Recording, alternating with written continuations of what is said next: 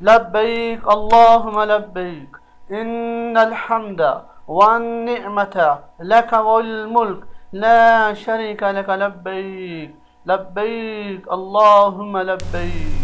خانہ کعبہ کی تعمیر کب ہوئی؟ پہلا حج کس نے کیا؟ جب حضرت ابراہیم علیہ السلام کو حکم الہی ہوا کہ مکہ کی طرف جاؤ تو آپ حضرت حاجرہ علیہ الصلوۃ والتسلیم اور حضرت سیدنا اسماعیل علیہ السلام کو لے کر روانہ ہو گئے اور اس مقام پر پہنچے جہاں اب مکہ شریف ہے. یہاں نہ کوئی عمارت تھی، نہ پانی تھا اور نہ یہاں کوئی رہتا تھا. درختوں میں سے بھی صرف ببور کیکر کی جھاڑیاں وغیرہ تھیں. حضرت ابراہیم علیہ السلام نے اپنی بیوی اور اپنے بچے حضرت اسماعیل علیہ السلام دونوں کو یہاں چھوڑ دیا اور ایک مشکیزہ پانی کا اور کچھ کھجوریں بھی ان کے حوالے کر دیں. پھر آپ شام کی طرف چلے گئے. جب حضرت ابراہیم علیہ السلام دوسری بار مکہ آئے تو آپ نے قیام نہیں کیا، لیکن جب تیسری بار تشریف لائے تو یہاں حضرت اسماعیل علیہ السلام سے فرمایا. جب تیسری بار مکہ شریف تشریف لائے تو آپ نے اپنے بیٹے سے فرمایا کہ اللہ نے مجھے حکم دیا ہے. حضرت اسماعیل علیہ السلام نے کہا تو آپ اس کی اطاعت کیجئے. پوچھا کیا تم میری مدد کرو گے؟ تو حضرت اسماعیل علیہ السلام نے فرمایا کیوں نہیں. حضرت ابراہیم علیہ السلام نے اللہ تعالیٰ فرمایا کہ اللہ تعالیٰ نے مجھے حکم دیا کہ یہاں ایک گھر بناؤ.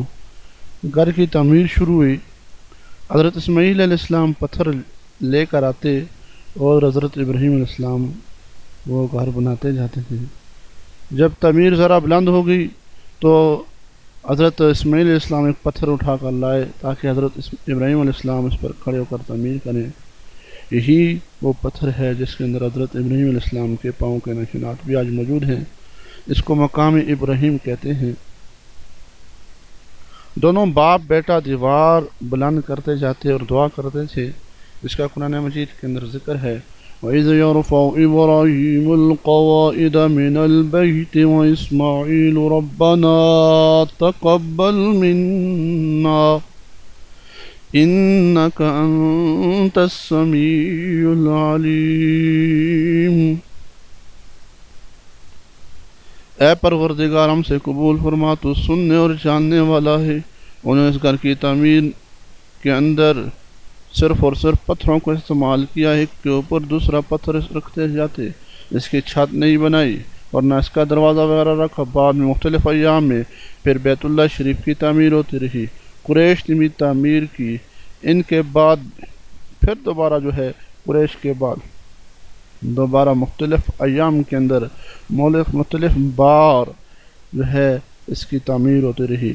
حضرت ابراہیم علیہ السلام نے بیت اللہ کے پہلو کے اندر حجر اسود کو حضرت اسماعیل علیہ السلام کی جو ہے ساتھ ہی کر کے ان کے ایک بکریوں کا ان کے لیے بڑا بنا دیا. اس پر جو ہے پیلوں کی چھت ڈال دی.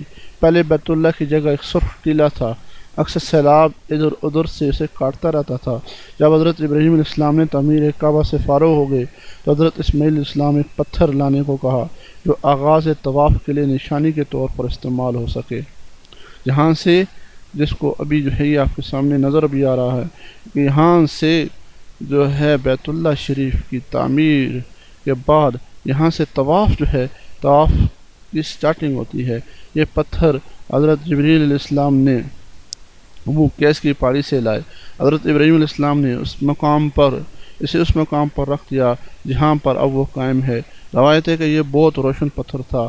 حضرت جبریل علیہ السلام نے انہیں مقامات دکھائے. پھر اللہ نے حکم دیا کہ لوگوں کو حج کے لیے پکاریں. حضرت ابراہیم علیہ السلام نے کہا پروردگار میری آواز لوگوں تک کیسے پہنچ سکتی ہے؟ اللہ نے فرمایا آپ پکاریے، ہم آپ کی پکار لوگوں تک پہنچا دیں گے.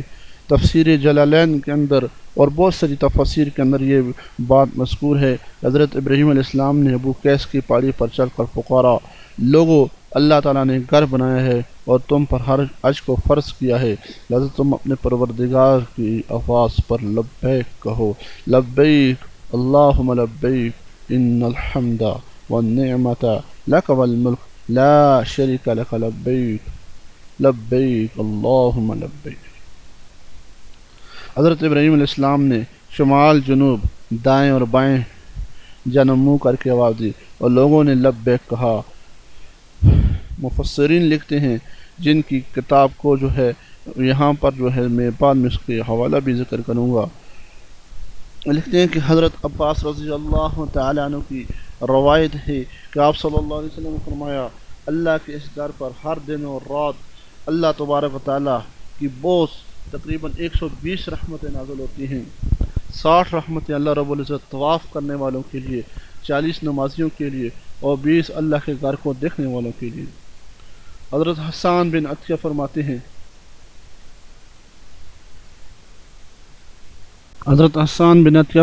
ہیں، کہ ہم نے رسول اللہ صلی اللہ علیہ وسلم کے اس بات پر آپ کے اس حدیث پاک مبارکہ کے پر غور کیا، معلوم ہوا کہ یہ سب رحمتیں در حقیقت طواف کرنے والے کے لیے ہیں۔ جب وہ طواف کرتا ہے، نماز بھی پڑھتا ہے اور کعبے کی طرف بھی دیکھتا ہے، کیا کسی نے اچھی ہی بات کہی ہے؟ خانہ کعبہ میں طرح طرح کی فضیلتیں ہیں، گھر والا ہی انہیں جانتا ہے۔ جو کوئی یہاں اپنی خطاؤں سے ڈر کر آیا، اللہ اس کی حفاظت کرتا ہے۔ خانہ کعبہ کتنی بار تعمیر ہوا؟ میری اپنی تحقیق کے مطابق تقریباً 11 بار کعبہ شریف تعمیر ہوا ہے۔ اللہ رب العزت کے مطابق جو ہے اللہ رب العزت کے حکم کے مطابق سب سے پہلے سے فرشتوں نے بنایا، پھر فرشتوں کے بعد اسے حضرت آدم علیہ السلام نے بنایا، پھر آدم علیہ السلام کے بعد آپ کے بیٹے حضرت عیسیٰ علیہ السلام نے بنایا، حضرت ابراہیم علیہ السلام نے پھر اس کو تعمیر کیا، پھر قوم اعمال کا نے سے بنایا، پھر قوم جرہم نے اس کو تعمیر کیا، پھر قوم قصا نے اس کو تعمیر کیا، قریش نے پھر اس کو بنایا، پھر اسے عبداللہ بن زبیر رضوان اللہ علیہ اجمعین نے بنایا، پھر اسے حجاج بن یوسف نے بنایا، پھر اس نے سلطان مراد اربع سلطان مراد رابع نے اس کو بنایا جو آل عثمان میں سے تھا۔ قریش کی جانب سے تعمیر نو رسول اللہ صلی اللہ علیہ وسلم کے زمانے میں ہوئی۔ قریش نے تعمیر کیا، جو حلال مال جمع کیا وہ کافی نہیں تھا، اس لیے حجر اسود کی طرف 6 ہاتھ ایک بالشت جگہ کم کر دی گئی، جو یہاں ابھی حتیم کے نام سے مشہور ہے۔ حجر کے پیچھے ایک چھوٹی سی گول دیوار بنا دی تاکہ لوگ اس کے باہر طواف کریں۔ کعبے کے اندر انہوں نے 2 صفوں میں 6 ستون رکھے جس پر چھت تھی، اس سے پہلے کعبہ پر چھت نہیں تھی۔ دروازہ ایک رکھا تھا، چھت کی بلندی 18 ہاتھ تھی۔ حضرت عبداللہ بن زبیر رضوان اللہ علیہ مجمعین نے تعمیر بیت اللہ کے بارے میں انہوں نے 3 دن تک استخارہ کرنے کے بعد کعبہ کو بالکل زمین کے برابر کر دیا اور حضرت ابراہیم علیہ السلام کی بنیاد کو بھی کھدوایا اور دیکھا کہ وہ 6 ہاتھ اور ایک بالشت حجر اسماعیل میں داخل ہے، جیسے آپ نے انہی بنیادوں پر تعمیر کی۔ انہوں نے ایسا حضرت عائشہ رضی اللہ تعالیٰ عنہ کی ایک حدیث کی بنا پر کیا۔ وہ حدیث یہ تھی کہ حضرت عائشہ فرماتی ہیں کہ میرے نبی علیہ الصلوۃ والتسلیم نے فرمایا، اے عائشہ، اگر مجھے تیری قوم کی جو ہے ایمان کا، ان کے خوف نہ ہوتا، ان کا ڈر نہ ہوتا، تو میں حجر اسود کو اسماعیل ابراہیم علیہ السلام کی تعمیر کے مطابق جو ہے کر دیتا، لیکن ابھی نئی مسلمان قوم ہے، وہ کہیں فتنے کے اندر مبتلا نہ ہو جائے، لہٰذا میں نے کعبہ شریف کو اس کی حالت ہی کے اوپر چھوڑ دیا۔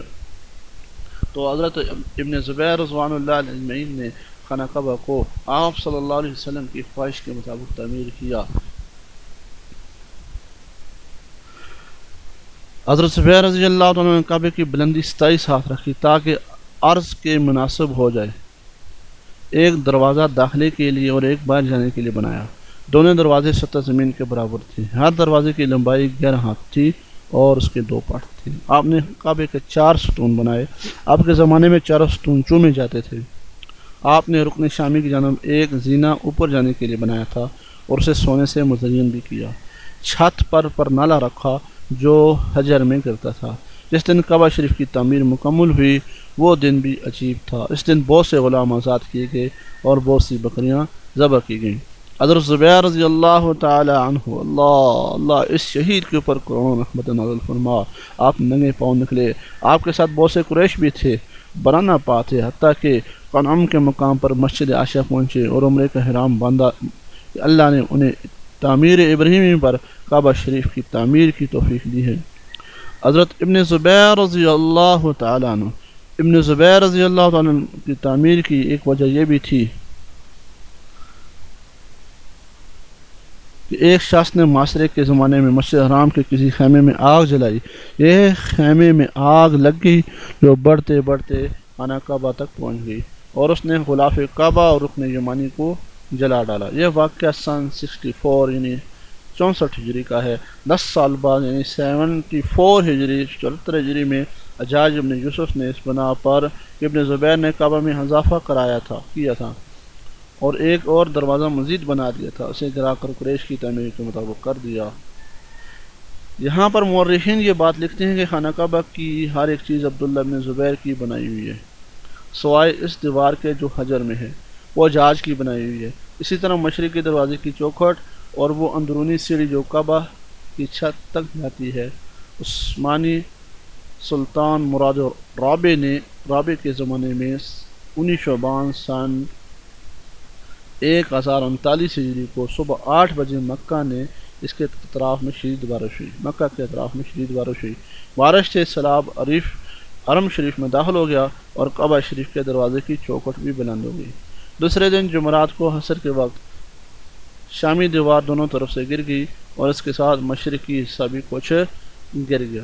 مغربی دیوار بھی دونوں طرف سے چھٹے سے تک بقدرے شہید ہو گئی، چھت کا کچھ حصہ بھی شہید ہو گیا۔ چنانچہ سلطان مراد نے دوبارہ کعبے کی تعمیر کو حکم دیا۔ 1 سال میں یہ تعمیر مکمل ہوئی، اسی طرح جس طرح حجاج ابن یوسف نے بنوائی تھی۔ سلطان مراد کی تعمیر ہمارے اس دور تک باقی ہے۔ اللہ رب العزت ہمارے اس کعبہ کی حفاظت کرے اور ہمیں بار بار ہر سال کعبہ شریف کی زیارت نصیب کرے۔ اللہ ہمارے اور پورے مسلمہ کے تمام گناہوں کو محفوظ کرے۔ السلام علیکم ورحمۃ اللہ وبرکاتہ۔